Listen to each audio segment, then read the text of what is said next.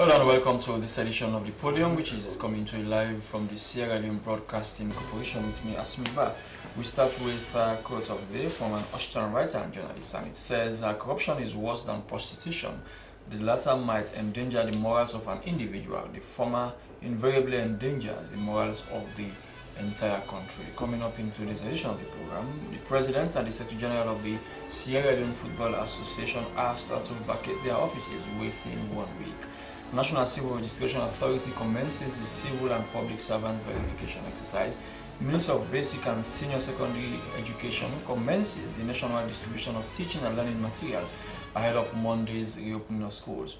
And Anti-Corruption Commission arrests people at the US Embassy in connection with an ongoing investigation on the issue and use of service and diplomatic passports. All these and more, including your messages, which you can send to 088373504. The number again is 088373504. It's Podium.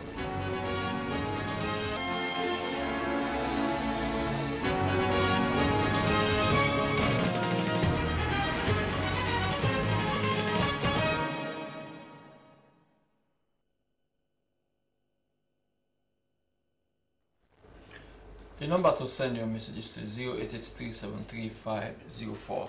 The Ministry of Basic and Senior Secondary Education has begun the distribution of teaching and learning materials and also disbursement of funds to government and government-assisted schools ahead of Monday's reopening, where the distribution is part of the free education package which President Bio launched a few weeks ago. Well, starting on Monday when schools reopen, the pupils in Sierra Leone, those who attend in government and government-assisted schools, will benefit from the free education, which is the first in the history of Sierra Leone. Well, in the studio is Mohamed Elba, who is a member of the Strategic Communication Unit, Ministry of Information and Communication. Welcome to the program, Mohamed. It's a pleasure. Good afternoon to you. Good afternoon to viewers. Okay. Now, how has the distribution gone so far? Like you already mentioned, in achieving the objective of the government, especially regarding education, you and I know that education is our priority. It's our flagship program prior to us assuming governance in this country. So several efforts have been made, and of course several things have been put in place to ensure the successful implementation of this particular free and quality education. So regarding the distribution of school materials, for this first phase, 35 containers, worth of school books, exercise books, on the way present at the moment. And of course, the kudos to the military, and of course they use their vehicles to distribute the exercise books across the country. There was also a joint task force, from the Anti-Corruption Commission, the police, members of the education sector, to actually monitor the successful delivery along the line. And of course, those vehicles are presently, they were dispatched yesterday, and they are on their way to various destinations across the country. Regarding internal monitoring to distribute it internally at local level, the Ministry of Education has its branches across the country. So are these books going to be deposited in a depot, or are they going to be sent directly to the schools? No, it's going to go first of all to the depot, so to say, to the district offices. We have these directors of education at district level, so they will have to actually deliver the allocations there per district. Then there's also going to be an internal team from the Ministry of Education and some members of the members of staff of those district executive to monitor the internal distribution of those books. However, it will also worth noting that this was done prior to the commencement of schools, because most of these children, these pupils, will be going to school, and of course, school will be opening next week, so it will be there in the schools. So as soon as they get to school, they will have their Is it going to be a one-off distribution for the whole academic year, or are the books going to be distributed by term, first term, second term? It's going to be by term, because it is a very large plan. 35 containers of books, They are going to distribute this first term, and of course, equally to second term, the second distribution is going to be made. Regarding for now, we are only distributing the books for this particular first phase, because we think that is very, very important and timely, because they are going to be taking notes and all of that, so it's important for them to actually get the books.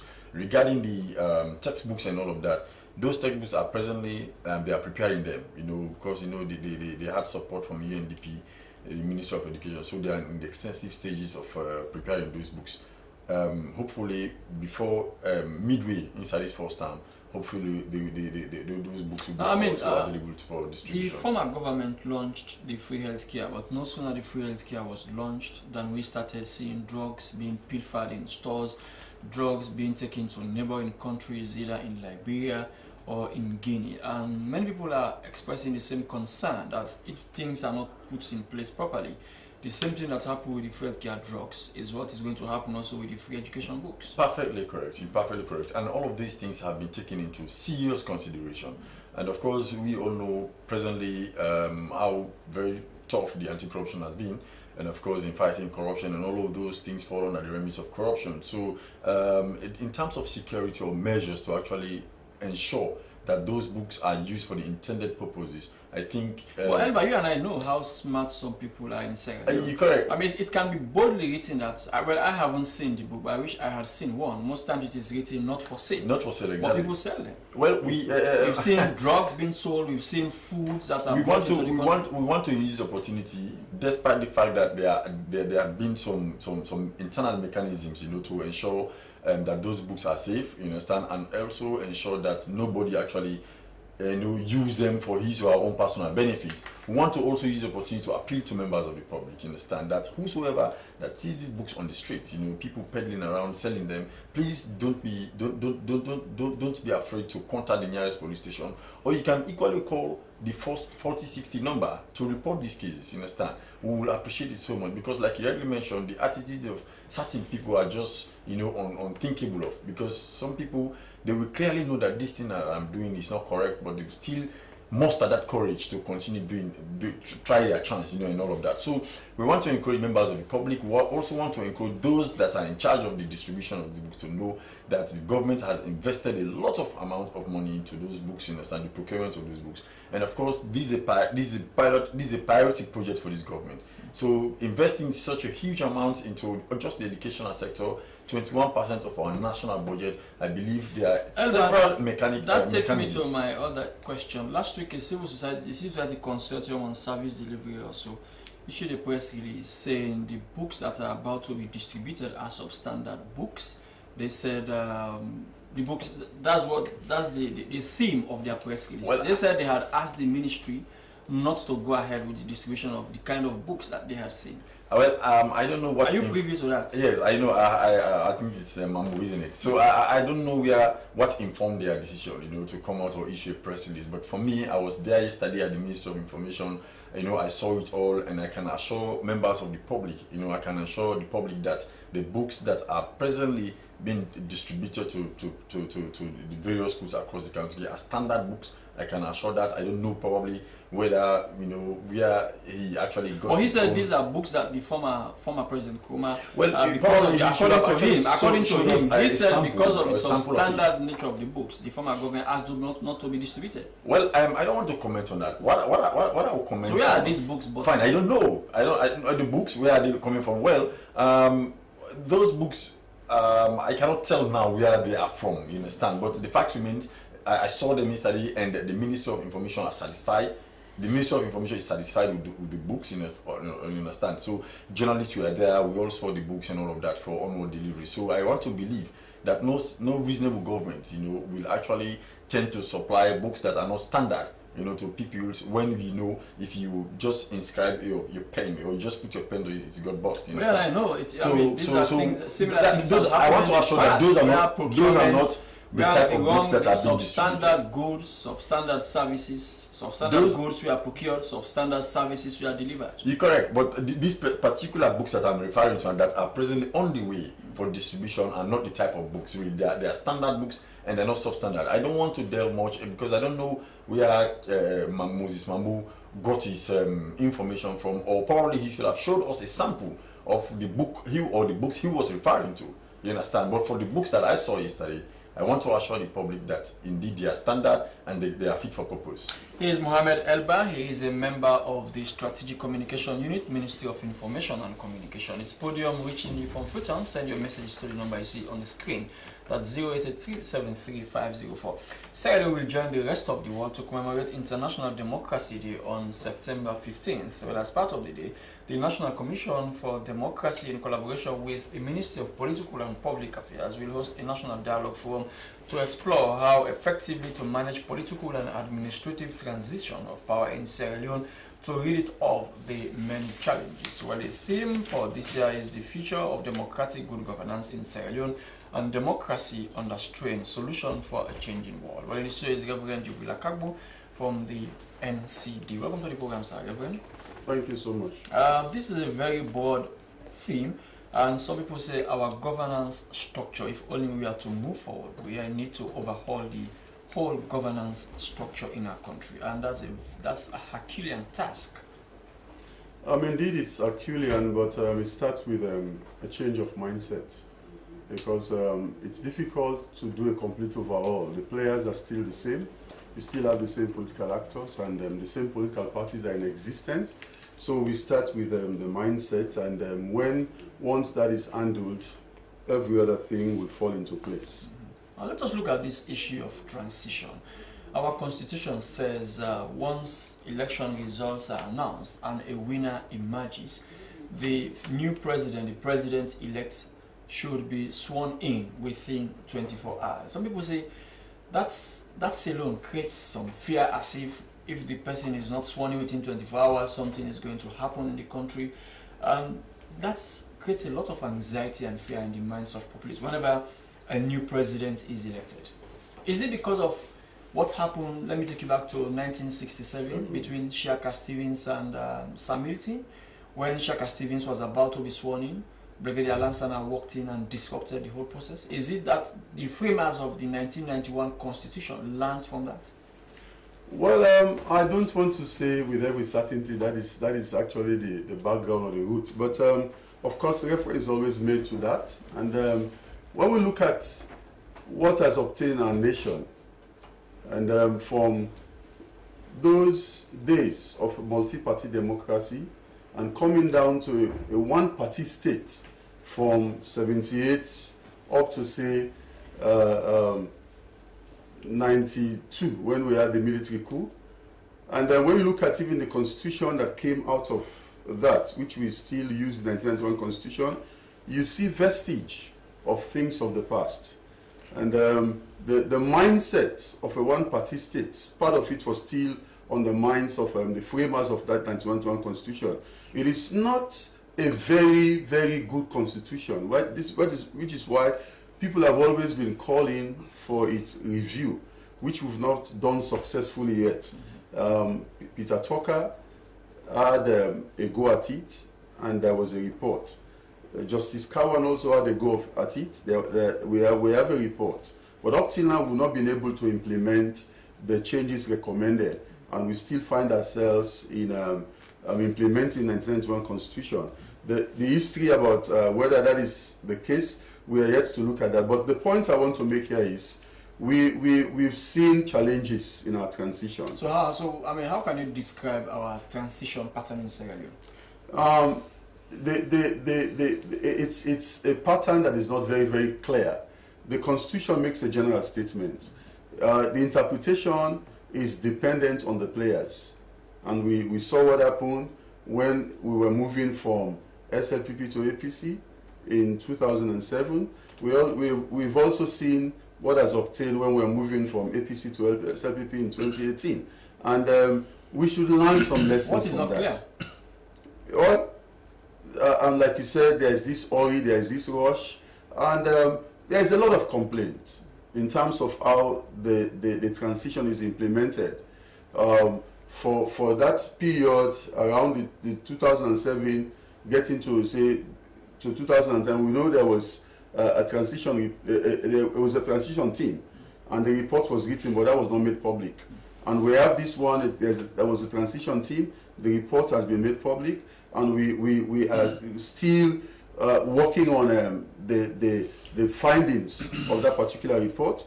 And what has come out of it is that people are saying let's see if it is possible to put it in black and white, that this is what obtains from the day the election is conducted and the results are out, what should happen, the kind of pattern that should follow, so that we don't have a problem where somebody might say, well, what this person is doing is a witch hunt. We want to avoid that kind of situation. We want to see that a clear legislation or a supplementary legislation is provided on the portion of the Constitution that speaks about our transition, so that everything is clear in terms of black and white. Now, this is the current situation with this arrangement in terms of this year's celebration.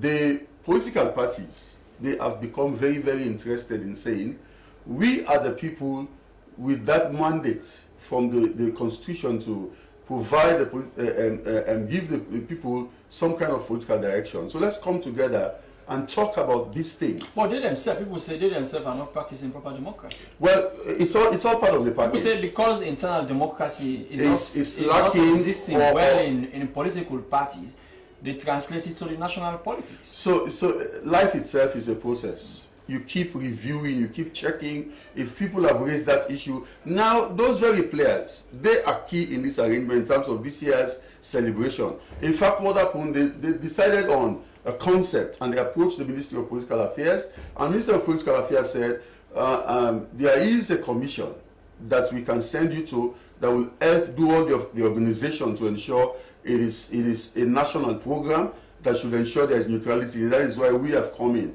Now, the political parties are doing what we call a National Dialogue Forum to sit and look at all of those challenges and how they can be resolved. And afterwards, a report is going to be written which will serve as some kind of blueprint to guide all political parties in terms of what should obtain and making recommendations in relation to even the transition, how it should happen from one president to the other, so that it is smooth, so that it does not look like Sierra Leone is in some kind of war, that you have enemies belonging to different political parties.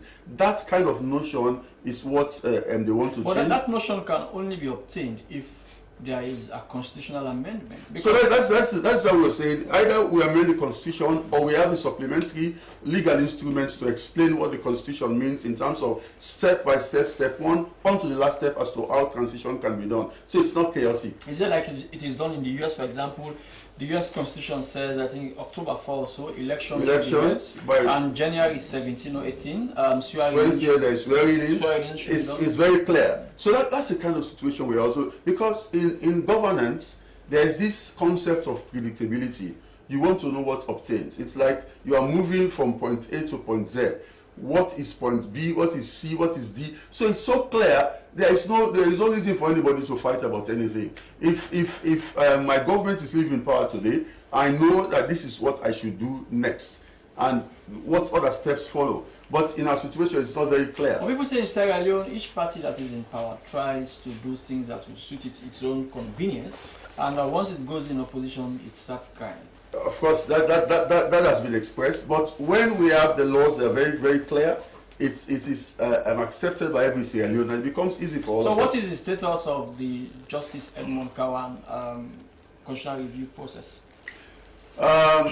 Honestly, I should put it this way. There was a white paper that was written, and I think it was rejected by Parliament. So in other words, until that process is reopened, with the political will of the current government, as far as I know, it is closed. So is that not the right way to go? It is the right way to go.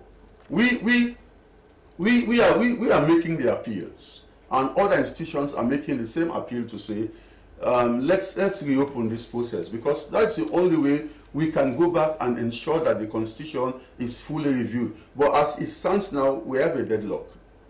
And let me throw in a word here. Sierra Leoneans should learn a lesson from that particular process. Don't politicize anything. Make sure it is done in the interest of every Sierra Leonean. At the end of the day, you not have any reason to complain, to say, what they are doing to us is this and it is that. When that arrangement was made and you had people coming together, which was a novelty altogether, we thought the outcome was going to be approved by every Sierra Leonean. But we saw what happened. After some time, some people who had even signed, they were asking to withdraw their signature. You don't want to do that to a national program. Make sure the national interest is served. Did the NCD, you put aside. did the NCD come out then and say and lampoon, for instance, those who had signed and wanted their signature to be withdrawn? We've used different fora to talk about how our position on the matter. We've been talking. Did you take a position on that? We're not in support of that kind of thing. We've been talking about that. So, and that position still remains, that you don't politicize the national program. Make sure you are dispassionate, you don't attach any partisan interest to it. Do what is in the best interest of every Sierra Leonean. Listen, my brother, what is good is good. Whether it was done in 1935, if it was good, it can still be good today, as long as it serves the interests of the nation. But if it has always been bad, even if you bring it today, it will still be bad. And if we can learn a lesson from that, it is to say, let us look at this nation as a nation that has, different shades of opinion, but what is good can serve the best interest of every Sierra Leonean. Well, that's the Reverend speaking. The program is a podium coming to you from Freetown. Send your messages to the number 083733504. Well, the anti-corruption, it has been a busy week for the Anti-Corruption Commission as investigations continue into the systematic abuse and issue of diplomatic and service passports to non-deserving persons. Well, the Anti-Corruption Commission and the U.S. Embassy security personnel have executed arrests of several suspects on Wednesday. Well, according to report, all wanted persons were arrested. Well, the operations targeted over a dozen persons who illegally hold both diplomatic and service passports and had applied to travel to the U.S. Well, simultaneously, raids and arrests were also done in institutions that facilitated such illegal acts. One Kalon has been named as a ringleader and is in ACC's net for over 2 weeks. Well, the ACC also yesterday asked the President of the SLFA and her Secretary General to vacate office within 1 week. And also another, I think the former chairman of the Independent Media Commission is also under questioning by the ACC. So like I said, it has been a busy week. Patrick Sandy is joining us now from the Anti-Corruption. He's the newly appointed Director of Outreach and Public Affairs. Yes. Congratulations, sir. Thank you very much. It's been a busy week for your Oh, commission. really. So many things on your plate. Yes, there are quite a lot of work. So let's take it by. Let's start with the passport issue. Those who are arrested at the embassy, are they embassy staff or are they just people who went there to acquire visas? I want to state here categorically, they are not embassy staff, Okay. but they are Sierra Leoneans that went to the embassy to have their documents processed. Is that not an ambush? It is not. It is not. Someone submits his passport to an embassy to be granted a visa, and later the persons end up being arrested. No, well, the point at issue here is we have an intelligence, besides what really obtained in the embassy itself, that these people had to go to the embassy. So definitely we also have to put our gear together to go and make sure that they are arrested. It's not ambush per se, but we believe that in order to they were arrested in the premises of the embassy? No, they were arrested outside. Because if they had been arrested in the premises of the embassy, it means they were arrested in the US. No, they were arrested outside. Because of international regulations, I know. No, I quite understand that aspect. Once you are there, it means you are, in the sanctuary or in the hands of the American embassy or American government, so you will not be arrested in. So that's the clarification we need to do or to make. So why were they arrested? Yes. The primordial reason for the arrest? The primordial reason for the arrest was because they are carrying service and diplomatic passports when they are not supposed to. They are not working for the government of Sierra Leone. And as such, why should they carry such diplomatic or service passports? So this is an issue we have to take very seriously. And we know it constitutes an offense. One, you are impersonating. And then secondly, we know it amounts to quite a lot of things. Even the international reputation of this country. And we know the kind of scandal around Sierra Leone passports going into the hands of wrong people and doing the wrong thing. So we believe at this stage, not even to talk about the other aspects of even ordinary passports, but the one that speaks to service and diplomatic passports, which are of a higher level of those who should carry this passport. is of very serious. So is this the method now the ACC is using to arrest people who are holding diplomatic and No, you should also note on the public when they go to embassies. No. What we do, we take all steps necessary. That is how and this is we fight. This is one. You should also bear in mind that the ACC, a week or two, or in a month's time, we had carried out arrests and searches at the offices of the Immigration Department, at the Ministry of Foreign Affairs and International Cooperation, at the Office of the Administrator and Registrar General, and also a private entity, Ashmari. These were all efforts in order to clamp down on this syndicate that is now on the rampage. So it is not about that is the method. We are using every method, all necessary steps, all methods we believe that could aid us to get at these people. Because it is, as I have said, a very big syndicate and involves quite high-profile people. So therefore, in order to really get to the bottom of this, look at the level at which people and one are high-profile person was the former chairman of the IMC, whom I understand is also helping. Yeah, he is in custody, helping in the investigations. And in fact, he is also a member of the Sierra Leone Institute of International Law. We had to carry searches at that particular office and took along documents of evidential value. What's the institute's involvement? Well, the involvement of the former chairman of the IMC, Ambassador Ali Kano, was on the basis of his recommendations to these people that they are public or civil servants, and as such, they should be given or granted the service passport. That is the critical. And that was it a wrong recommendation he made? It is certainly wrong, my brother. If you have not done due diligence on an individual or an institution, and you go ahead and vouch for that person, and it happens otherwise, you have to take responsibility. It is crystal clear. People say, I mean, that is what normally happens in many MDAs. You see people who are not supposed to go to conferences are given scholarships to go. You see people who are not deserving. They are not even students, but people say they sell this. They go to the foreign ministry and other ministries and see people are not supposed to attend conferences are the ones that are attending. When scholarships come, they give it to the wrong people. So why is it only now that the ACC is springing up? No, listen, there are several aspects to this. About somebody going for conferences, somebody nominating at institutional level. No, yes, it's at an institutional level. But what is the focus here is, even for instance, when you are going for such conferences, on which passport? Is it the ordinary passport or the service passport? That is also key. If somebody, for instance, has been nominated and he goes, yes, from the aspect of the fact that you're going to represent an organization, internally it is wrong. It is an administrative issue.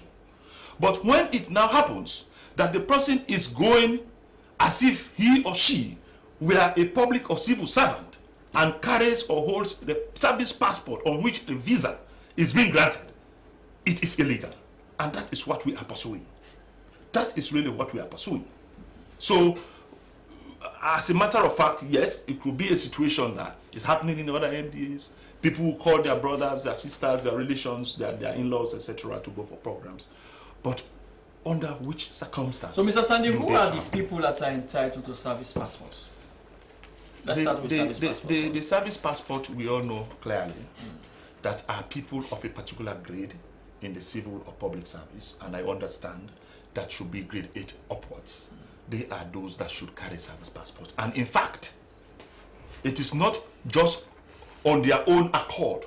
They go, for instance, to the Ministry of Foreign Affairs. It is their head of entity or the human resource that will write and recommend and indicate that this person is working for this organization and at this level, and therefore should be given or should be made to carry a service passport. The recommendation is being done by your institution. So that is what is clearly stated. And grade 8, the person must have worked for how many years? No, it's not about how long you have worked. It's about the grade you've worked. We've seen people employed straight in grade 8. So it is about the structure of the service, because grade 8 is of a very senior grade in the service. It does not restrict you to the number of years you've worked. Now let's talk about the Aisha Johansen and Chris Kamara. Yes, the Anti-Corruption Commission, of course under the hand of the Commissioner, has written a letter to the Honorable Minister of Sports, drawing his attention to the illegality of the continued stay in office of Aisha Johansen and Chris Kamara, for the simple reason that for close to 12 months now, they are standing trial in the court of Sierra Leone. Does the minister need to be informed? Does he need to be told about that when Aisha and Chris Kamara being investigated by the ACC? We've seen in the past, once ACC commences an investigation, that person steps down. Well, that is what should be. That is what should be. So you need to inform the minister to take such a if we see, and Chris Kamara. No, if we see that nothing has happened, if we see that nothing has still happened, we still have the responsibility to do so. Because we cannot sit down expecting that somebody takes action and that somebody fails to take the action, and we also sit down and don't take the action. Is the minister the one that should take that action? It is the minister. So is the minister conniving to protect? No. It is not. No. It is not for me to say, and I don't even assume that. I don't assume that as well. So the point at issue here. So if you don't assume that, why is it that the ACC had started an investigation on Aisha, and the minister knew that Aisha is under investigation, and he allows Aisha to continue serving and occupying her office? No, we are not talking about investigations here. We are talking about indictment. Indictment. When you continue the aspect, you know, they have the Aisha Johansen matter has been quite, you know, I could describe as quite a bumpy issue. Quite a lot of issues have been around it. Even if you are not working for the ACC, once you are a football fan in this country, you know the SLFA saga, and there's a lot of other issues about FIFA, etc. But what I want to state here at this point is that we as a commission, we believe that at this stage, enough is enough. And so whatever had happened before this time, we don't want to bore ourselves with it. But so at this the stage, ACC had condoned illegality? Not at all. Only to say now enough is enough. No, we had not condoned illegality. No, Mr. We had not condoned. Let us wait. What is illegal? Even if it is done let us wait for a moment. Illegal, sir. Let us wait for a moment. I have already told you there have been quite a lot of issues around this. And at this stage, the commission believes that Aisha should not continue or should no longer continue, and Chris Kamara if they continue to say what we did, well, the commission has made it clear. They hold this conviction. Let me does not have the power. Okay, let us wait and see. The commission has already given the minister 7 days notification, and after which we believe that it further constitutes an offense under the act for somebody to continue to stay in office. And so we will proceed with relevant investigations, and then we prefer charges. He is Patrick Sandy, the new Director of Public Affairs and Outreach of the Anti-Corruption Commission. The program is a Podium. We are going for a few seconds break. After the break, we are back.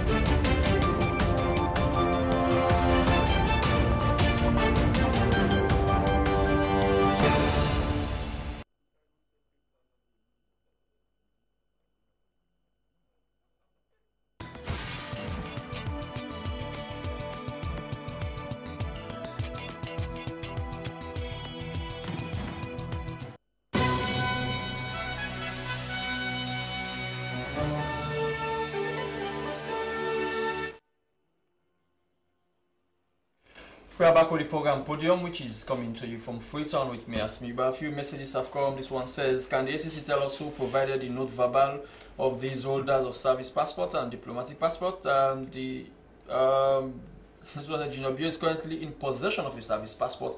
He traveled with it to Ethiopia. It's coming from Sankodor.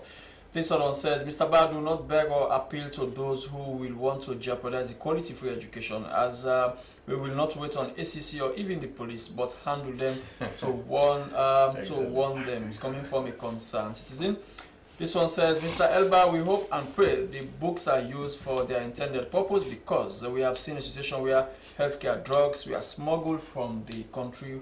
What will be the penalty levied against defaulters? Mohammed Ekoma, Orugu Allentown. This one says, the new managing director of Sierra Leone, okay, no, this one has nothing to do with this program. Send your text messages to the number 0883735504. Mohammed Elba, now let us look at the safekeeping of these books. Who is going to be the custodian or custodians of the books once they are, for instance, they are sent to the districts, and from the districts to either chiefdoms or whatever? Basically, it has to be the district offices. Of course, there are warehouses, across the district where these books are going to be stored. So the district executive, for instance, like the district director, though they are going to be in charge of the distribution internally. And of course, it also, there is a body, the Ministry of Information has constituted a body that will do that will follow the internal distribution of these books, at chiefdom level. There's going to be another power? Yes, there's going to be another arrangement at district level for the hiring of vehicles, for honor delivery to those smaller villages and chiefdoms across the regions, So in terms of delivery, I think the Ministry of Information is on top of the situation. And of course, like somebody was saying, that is not the business of the Information Ministry. Sorry, the Ministry of Education.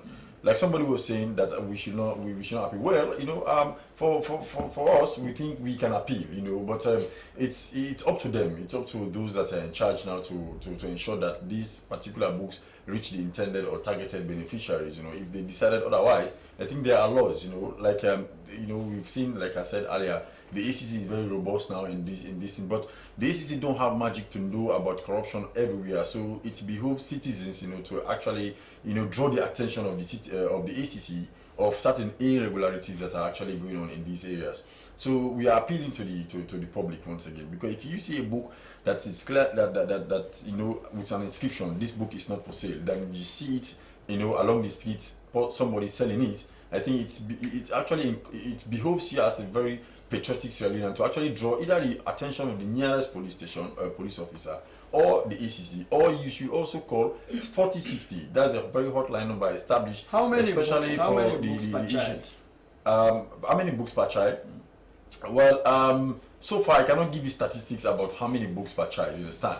But the good thing is that there's going to be distribution of 35 containers of books, and it's going to be also for the first time and second time. For the first time, we want to ensure that the books are distributed before school reopens, so the pupils will have books to write on, you understand, while we wait the other materials that were promised by the president for delivery, like the textbooks and other stuff, okay, like the register, and all of these things are actually on. They are processing them at the moment. It will be available shortly, especially when we go into the mid of this particular first term. He is Mohammed Elba, a member of the Strategic Communication Unit of the Ministry of Information and Communication. However, Njibila Kabo, how committed is the political class to see some of these best practices in Sierra Leone? I want to say, from what I have observed, based on current happenings, I think they are showing some serious commitment. Let me put it this way: the idea of holding this National Dialogue Forum actually came from the politicians. APA, the All Political Party Association, they came together, wrote a concept, and said, this is what we want to do on the day, which is Saturday, September 15th, to commemorate International Day of Democracy. And they wanted to give it a national outlook. So they approached the Ministry of Public and Political Affairs and said, this is our idea. And the Ministry of Public Affairs said to them, we're interested. Let's see how we can open it up, bring in more players. And they approached UNDP and DFID, and they too are interested. And coming back to Ministry of Public and Political Affairs, they said to them, to APA, we are working with other players. I did a similar forum held around just after the 2012 elections. I remember I did attend it at the bank complex. Academics were called to present papers, political parties presented papers, heads of political parties, for instance. But I wonder what came out of that forum. It was also to commemorate this democracy day. If you are talking about our consultative conference, the programs that we've been implementing after that particular conference, they relate to the recommendations from that particular consultative conference. Have they borne any fruits? Well, they borne fruit in the sense we see them injected into our day-to-day programs in terms of reaching out and ensuring. Well, I mean, have they borne any fruit in our political way of doing things politically? Well, I can say yes, because we are graduating. It's not like where we were as a one-party state. That is where we are not still there as a multi-party democracy. We have a situation wherein we're beginning to encourage each other. Not that we have actually arrived 100%, because that is a place where we still have a challenge in terms of democratic culture. How do we sustain that? How do we ensure that there is tolerance across the board, that we end political violence and things like that? What about it's not going to happen overnight, but we know that the signs are there is willingness, because even the discussion that is going on, that is evidence that there is willingness for people to listen. What about this issue of sharing the spoils after election? In 2007, when the APC came, defeating the SLPP, sackings were made, and the SLPP cried foul. When the SLPP also came this 2018, sackings have been made. The APC is crying foul. So each party, whenever it comes to power, does what its predecessor did. Of course, once it is I have held that opinion a long time ago. In fact, what the other one will do is to do far more than what the other person did the last time. So that's kind of a musical chair in terms of how they do things. But we are looking at the possibility of also even affecting our electoral system in terms of what obtains after elections, and it's going to be part of this dialogue forum, with the political parties taking the lead. Eventually, it's one political party or the other that is going to go to State House after any election. So if they have this commitment to say, you know what, for some time now we've been struggling with this thing, let's come to the table, let's talk about it, so that we look for the way out in terms of how it's going to happen, so that it's not business as usual. We've always said this, that the winner taking it all is usually a problem. So let's look for another political system that will ensure everybody, some way, somehow, has his finger in the pie. And that's something one Sierra Leonean political scientist said. That's the key problem. He said once they say it's a national cake, once you use that analogy cake, everybody should to have his or her share. He said that's the beginning of the problem. But let's look at this picture. I'm quoting here Professor Jimmy Kande. Yes, that is his own interpretation of the situation. But that is just a description of what you might say figurative expression of the situation. We are talking about resource distribution. That is what governance is about. How do you distribute the resources? At one point in time, someone is going to be in charge, and that person now determines. But if you have rules and regulations to guide the person in terms of how the resources are distributed, that will ease some of the problems. We're not saying the challenges will go they will go away permanently or completely, but at least if you have regulations to say when there is 5 units and you have this number of regions, you give 1 unit to this region.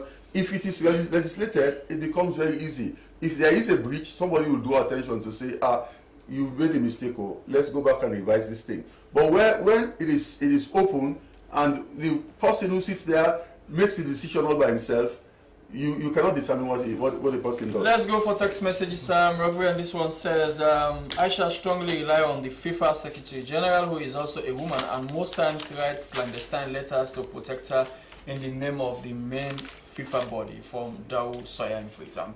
Mr. Elba, please consult NEC to give the Education Ministry a guide on how election materials were distributed across the country. It's coming from Dawu again. This one says, who is handling the distribution? This one says, Mr. Presenter, there are police who are carrying service passport while they were serving the force, but now they have resigned from the force. What about those people? Is coming from Bash. After Bash's message, on said, before this current administration, there was the will was not there politically to fight corruption.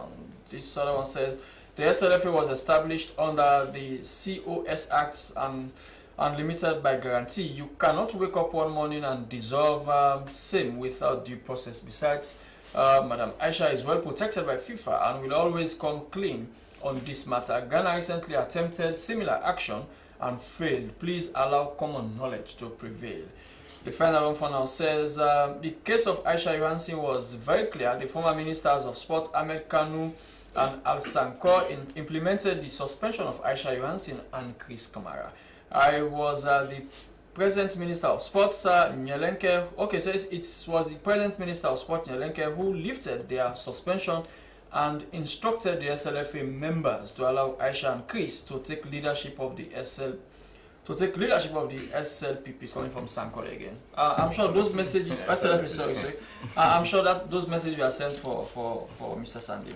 Yes, well, NCC and this FIFA team. Well, yes. In so far we are concerned, I have made this point often and again that we are not limited by FIFA provisions or whatever. As a country, we have our laws, we have our jurisdiction, we have our sovereignty. And so if we are implementing the laws of this land, we do not believe anybody should come and tell us otherwise. But it has happened in other jurisdictions. No, well, that is a different matter. Let us don't be quite presumptuous. So do you think ACC has the muscle to take on this fight against FIFA? No, but FIFA's interest? Well, let us face it. Do we really believe that FIFA as well can condone corruption? People say FIFA but we have seen also actions they have taken. And if they are also corrupt, let us don't allow that corruption to permeate this country. So why do you think they keep protecting Aisha then? No, well, it is not about they keep. In our view, we want ACC, we want Aisha suspended. And that is what we are pursuing. So, once the 7 days elapses and no action is taken, that is why we have said categorically in the letter, we are also going to open up another investigation. Because her continuous stay in office amounts to an abuse of office. Is ACC not blowing hot air? It is not at all. It is not. Ask me, we'll wait and see. It is not. Okay, what about this issue of, someone asked about a note verbal and the issue of... Of course we don't respond to such things. In our course of investigations, whatever information we get, we are not, except if we decide to disclose the sources of our information. So we cannot tell the person whoever made known to us note verbal. That is not important. What is important is that we have received allegations of corruption or corrupt practices, and we are running after that to make sure that all of those involved are brought to book. I think that is all. And the chief immigration officer 2 or 3 weeks ago, Interpol, Sierra Leone. Yes, the Anti-Corruption Commission had asked for the assistance of the Sierra Leone police to put out a notice for the support or assistance as well of Interpol, so that he can be brought in, because he also have got a lot of questions. That was unprecedented. No, but it is not unprecedented. If you really follow very well, the ACC had also asked for the support of the police through Interpol, and we brought in a lady called Elizabeth King from Banjul, relating to an investigation the ACC conducted on Ecobank. Elizabeth fled. That is what I'm saying. She fled. Did Khalifa flee? No, but we cannot locate him in the country. So you can as well infer that he flew. I mean, do you know whether he left even before the ACC issued its indictment? It is not about us knowing. We went to his premises. He cannot be located. Ask me. And as a matter of fact, if you cannot find anybody at his known location, what you do is to put out a wanted notice or ask other bodies to support you to bring the person back. And once if he is really somebody who believes that he should come, he will face the law, and the notice is all about you. Come and present yourself. So any information about his No. At the moment, we have not got any information. We have not. But it is his business as well when this notice is out. So who else in the immigration department that is under the net of the ACC? The deputy immigration was part of those we arrested, the immigration officer, and a couple of other staff. Okay, now let's go to another issue to brief us shortly. Also the president of the Motor Drivers Union and I think the treasurer, another person. I said to General, yes, we also brought them in, yes. On allegations that they misappropriated around 30 billion. 32 billion euros, yes. So they are now admitted on bail. Yeah, but the membership said it was all political. Political in a sense. They had their own infighting in the Drivers Union. A group went to the ACC and presented what they call facts, and the ACC went and arrested these people. That is their own side of the story. The ACC has got its own side of the story. And what we have in our possession definitely gave us that leverage to arrest and detain them. So we do not want to get ourselves involved in whatever infighting there. This infighting has started for God knows when. We know, but no, it has not. The ACC has not been. Otherwise, you will see issues of corruption taking place in organizations and you say you will not go in to investigate because there is infighting. No. What we do at the commission is we follow the crime. Whether you are, maybe in fact killing yours, it's not our business. Our business is once an act of corruption has allegedly been committed. What's your view on the former Vice President Victor Fo and others, the Hatchgates? The matter will be coming up. People said that, is it true that the former VP paid $60,000 to $80,000 to the... No, that is not to my knowledge. Didn't he pay any? It is not to my knowledge. It is not at all. Okay, well, he is Patrick Sandy, the Director of Public Outreach of the ACC. Elba, we are running up now a few seconds. A message to Sierra Leoneans on the distribution of the books? Yes, once again, we just want, as a government, we just want to reiterate our commitment to ensure that we roll out the quality, free and quality education. And of course, this is just the first phase of the distribution. And of course, we promised and we delivered, and we just want to ask the public once again to support us in actually... Thank you very much. I have in just 5 seconds. The key players in all of this? Well, APPA, in collaboration with the Ministry of Public and Political Affairs and NCD and other governance institutions. And basically, we are looking forward to issuing a press release by tomorrow. And on Saturday, the day itself, we will do radio and television discussions. And the week following, would actually hold the National Dialogue Forum. Thank you very much, Reverend Jibril Akago. That's it. That's how we end today's edition of the program Podium. My guests have been Reverend Sandy. Sorry, I wanted to make you Reverend. Patrick Sandy and also Mohamed Elbal from the Ministry of Information. He's part of the Strategic Communication team. On behalf of all of us and my producer, Sal Mataba, I've been your host, Asmiba. Till we join you again tomorrow. God bless you. Goodbye.